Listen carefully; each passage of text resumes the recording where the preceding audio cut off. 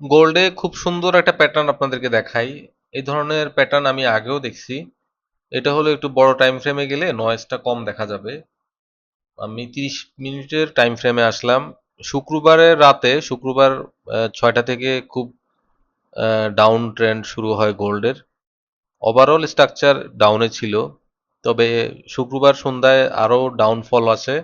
Downfall আসার পরে 5 তারিখ রাত 9:30 থেকে শুরু করে আজকে 9 তারিখ সন্ধ্যা 7:30 পর্যন্ত এই জোনের মধ্যেই গোল্ড ঘোরাফেরা করতে থাকে।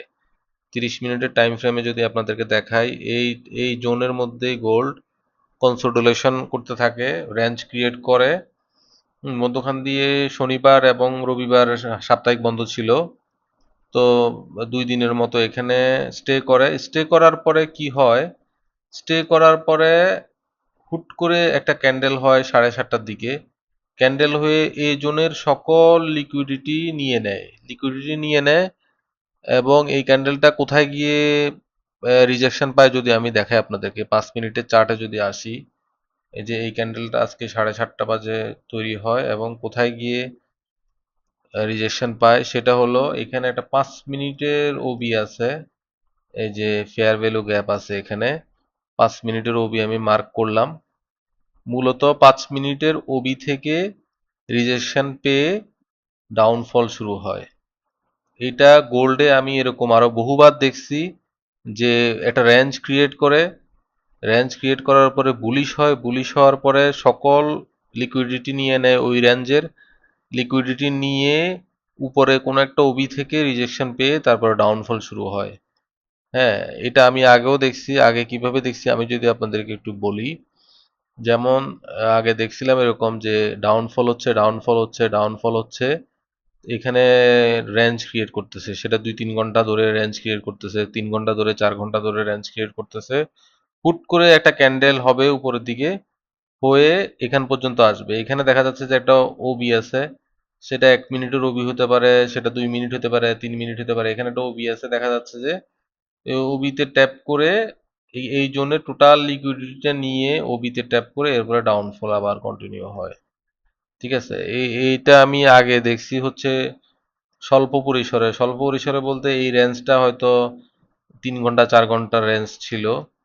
3 ঘন্টা ধরে 4 ঘন্টা ধরে রেঞ্জ করে লিকুইডিটি তৈরি করে, লিকুইডিটি হান্ট করে ওবিতে ট্যাপ করে পড়ছে। কিন্তু এখন আজকে দেখলাম বৃহৎ পরিসরে, বৃহৎ পরিসরে বলতে এখানে 5 তারিখ থেকে শুরু করে আজকে 9 তারিখ রেঞ্জটা তৈরি হয়েছে। মধ্যখান থেকে 2 দিন সাপ্তাহিক বন্ধ ছিল। এত বড় একটা রেঞ্জ তৈরি করে হুট করে মুহূর্তের মধ্যে আজকে 7:30টায় 1 মিনিটের ক্যান্ডেলে যদি আমি আপনাদেরকে দেখাই, হুট করে বুলিশ হতে থাকে, বুলিশ হতে থাকে, বুলিশ হয়ে এই জোনে টোটাল লিকুইডিটি সুইপ করে 5 মিনিটের ওবি, এটা হলো 5 মিনিটের ওবির রেঞ্জ, যে এটা হলো 5 মিনিটের ওবির রেঞ্জ, ওবিতে ট্যাপ করে, ওবিতে ট্যাপ করে ডাউনফল শুরু হয়ে গেছে। শুরু হয়ে গেছে বলতে অলরেডি সে নিচের লিকুইডিটিও সে হান্ট করে ফেলছে। নিচের লিকুইডিটি, এই যে নিচের এখানে যত লিকুইডিটি ছিল, যত বায়াররা ছিল, বায়ারদের স্টপ লস সব এখানে অলরেডি সব হান্ট হয়ে গেছে। আর এই লাল লাইনটা হচ্ছে রিসেন্ট সর্বশেষ লোয়ার লো। এখন এটা যদি ভাঙে এখন, তাহলে আমরা নতুন একটা লো পাবো। তো এটা হলো গোল্ডের একটা কমন প্যাটার্ন। তবে এই ধরনের প্যাটার্নটে ট্রেড করা খুব কঠিন।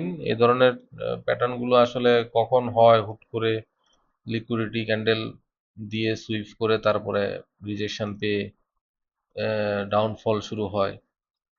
এই ধরনের প্যাটার্নটা কখন তৈরি হয় এটা বলা মুশকিল। আর এক্স্যাক্টলি যে এই ওবি থেকে ট্যাপ করে পড়বে এটাও প্রেডিক্ট করা মুশকিল। হয়ে যাওয়ার পরে, ঘটনাটা হয়ে যাওয়ার পরে, নাটক মঞ্চস্থ হয়ে যাওয়ার পরে এটা বোঝা যায় যে এরকম হইছে। এরকম আমি অতীতেও আরো কয়েকটা দেখছি প্যাটার্ন, একই সেম প্যাটার্ন। তো এরকম করে গোল্ড। এটা, এই অভিজ্ঞতাটা মাথায় রাখতে হবে যদি কখনো রেঞ্জ ক্রিয়েট হয়। খেয়াল রাখতে হবে যে উপরে অথবা নিচে কোথায় ওবি আছে, সেখানে ট্যাপ করে এটা ডাউনফল আসার সম্ভাবনা আছে। এই ঘটনা বহুদিন ধরে রিপিট হচ্ছে, আজকেও আবার রিপিট হলো।